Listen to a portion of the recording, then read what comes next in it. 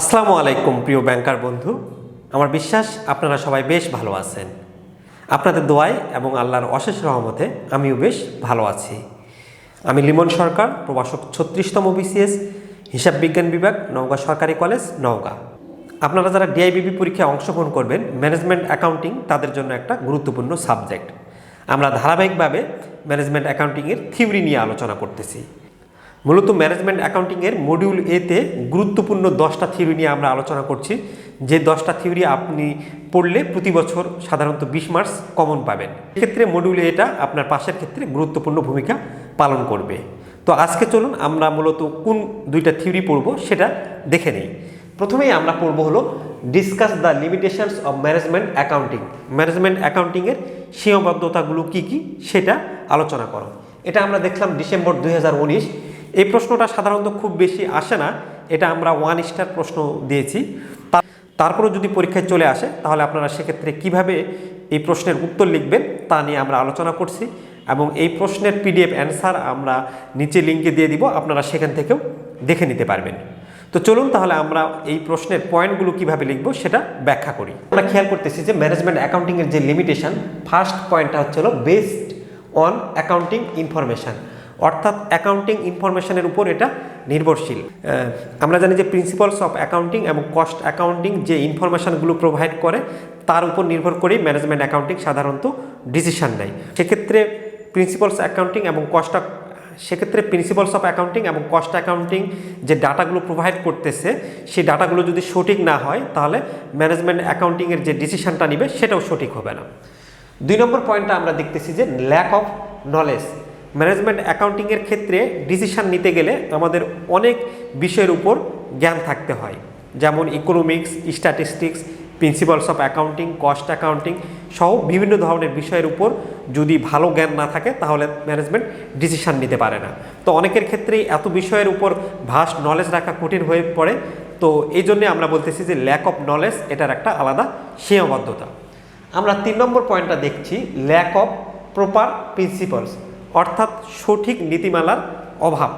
আমরা জানি যে ম্যানেজমেন্ট অ্যাকাউন্টিং গ্যাপ বা কোনো ল ফরম্যাট ফলো করে না। এক একটা কোম্পানি ম্যানেজমেন্ট অ্যাকাউন্টিংয়ের যে ডিসিশনগুলো নেয় তাদের এক এক রকমভাবে নেয়। এর ফলে হয় কি যে একটা কোম্পানির সঙ্গে আমরা যখন আরেকটা কোম্পানির কম্প্যারিজন করি তখন এই যে তাদের নীতিমালার ভিন্নতার কারণে আমরা কম্প্যারিজনটা ঠিকমতো করতে পারি না।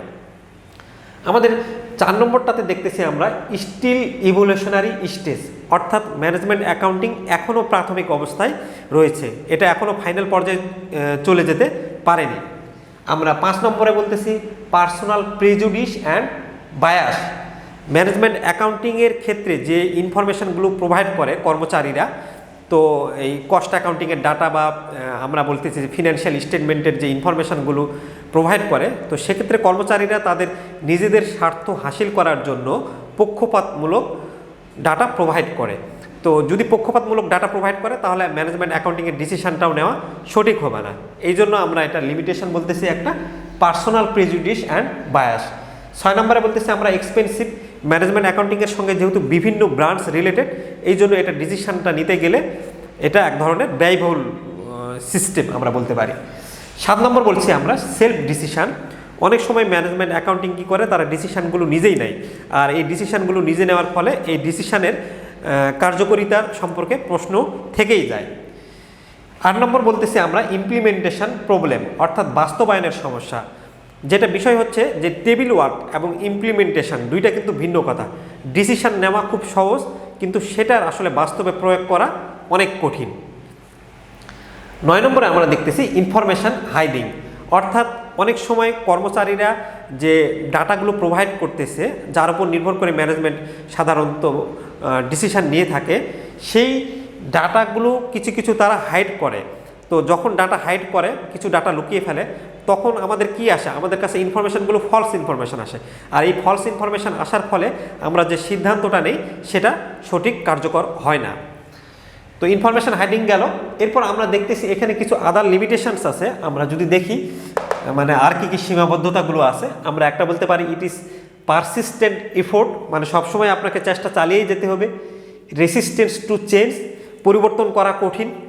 ব্রড বেসড স্কোপ, আমরা বলছি যে ম্যানেজমেন্ট অ্যাকাউন্টিংয়ের স্কোপটা বিশাল বড়। তারপর বলতেছি আমরা যে not an alternative to administration, মানে অ্যাডমিনিস্ট্রেশনের কাছে এখনও এটার কোনো বিকল্প ওয়ে নাই। প্রশ্ন আসে, এভাবে আমরা উত্তরটা লিখলেই চলবে। বন্ধু, এবার আমরা 2 নম্বর প্রশ্ন নিয়ে আলোচনা করব। তো আজকের প্রশ্নটি কি সেটি আমরা দেখে নেই। আমাদের দ্বিতীয় প্রশ্নটি কি আমরা সেটা দেখে নেই। আমাদের দ্বিতীয় প্রশ্নটি হচ্ছে briefly discuss the techniques of management accounting অথবা briefly discuss the tools of management accounting. এটা আমাদের জুন 2019 সালে এই প্রশ্নটা এসেছিল। ম্যানেজমেন্ট অ্যাকাউন্টিংয়ের আসলে টেকনিকগুলো কি বা ম্যানেজমেন্ট অ্যাকাউন্টিংয়ের টুলগুলো কি, একই। প্রথম পয়েন্টে আমরা দেখতেছি ফিনান্সিয়াল প্ল্যানিং। আর্থিক পরিকল্পনা ছাড়া একটা ব্যবসায়ের লক্ষ্যমাত্রা অর্জন করা খুব কঠিন হয়ে যাবে।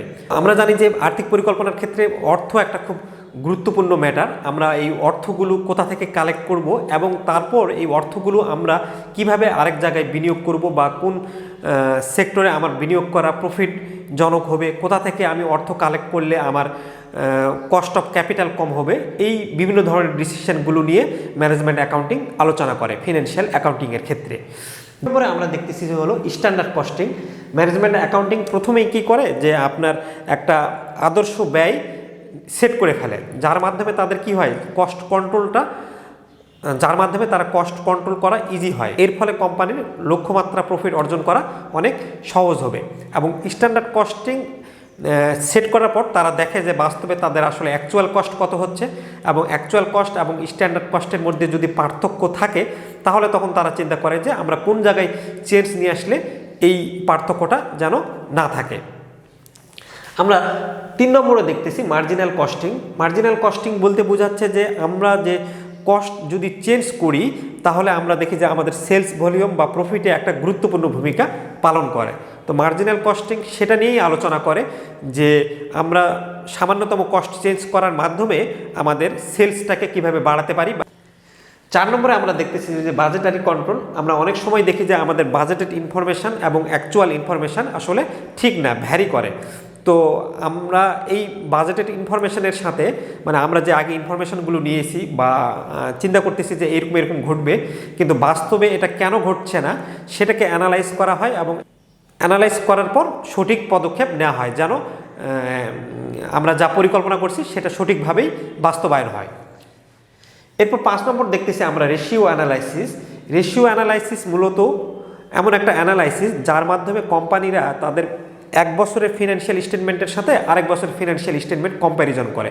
অর্থাৎ ধরুন যে এখন 2022 সাল চলতেছে, তাহলে 22 সালের ফিনান্সিয়াল স্টেটমেন্টের সাথে 2021 সালের ফিনান্সিয়াল স্টেটমেন্ট তারা কম্প্যারিজন করবে এবং এই যে ফিনান্সিয়াল স্টেটমেন্টগুলো প্রিভিয়াস ইয়ারের সাথে কম্প্যারিজন করার পর তারা মূলত দেখে যে আগের বছরের চেয়ে তাদের প্রফিট কি বাড়ছে নাকি কমছে, বা আগের বছরের চেয়ে তাদের এই বছর দায় কত, সম্পদ কত, এই বিভিন্ন ধরনের টার্মগুলো তারা আলোচনা করে রেশিও অ্যানালাইসিসের মাধ্যমে। এবং এছাড়াও তারা এক কোম্পানির সাথে আরেক কোম্পানির আলোচনা হয় এই আমাদের রেশিও অ্যানালাইসিসের মাধ্যমে। এরপর আমরা বলতেছি যে ইন্টারনাল অডিট। আমরা মূলত আমাদের কোম্পানির মাধ্যমে ইন্টারনাল অডিট চালু রাখি যাতে করে আমাদের যে ফান্ডগুলো আছে সেই ফান্ডগুলোতে কোনো ধরনের জুয়া বা কারচুপি না হয়ে থাকে। আমরা 7 নম্বর পয়েন্টে যদি দেখি যে কন্ট্রোল অ্যাকাউন্টিংও একটা ম্যানেজমেন্ট অ্যাকাউন্টিংয়ের টুল। আমরা বলছি হিস্ট্রিক্যাল কস্ট অ্যাকাউন্টিং, এটাও একটা গুরুত্বপূর্ণ টুল। এরপর আমরা দেখতেছি যে ম্যানেজারিয়াল ইনফরমেশন সিস্টেম। ম্যানেজমেন্ট অ্যাকাউন্টিংয়ের কাজটাই কি যে ইনফরমেশান যেটা প্রোভাইড করে সেই ইনফরমেশানটাকে অ্যানালাইজ করে ডিসিশন নেওয়া। তো এই যে ম্যানেজারিয়াল ইনফরমেশন সিস্টেম আছে তারা মূলত ডাটা প্রোভাইড করে ম্যানেজমেন্ট অ্যাকাউন্টিংকে। এরপর আমরা বলতেছি 10 নম্বর স্ট্যাটিস্টিক্যাল টেকনিক তারা ইউজ করে। অনেক সময় আমরা স্ট্যাটিস্টিক্সের যে ডাটা থাকে, গ্রাফ থাকে, ডায়াগ্রাম থাকে, এগুলো ইউজ করার মাধ্যমে আমাদের ডিসিশন নেওয়াটা সহজ হয়। এরপর আমরা বলতেছি কস্ট ভলিউম প্রফিট অ্যানালাইসিস।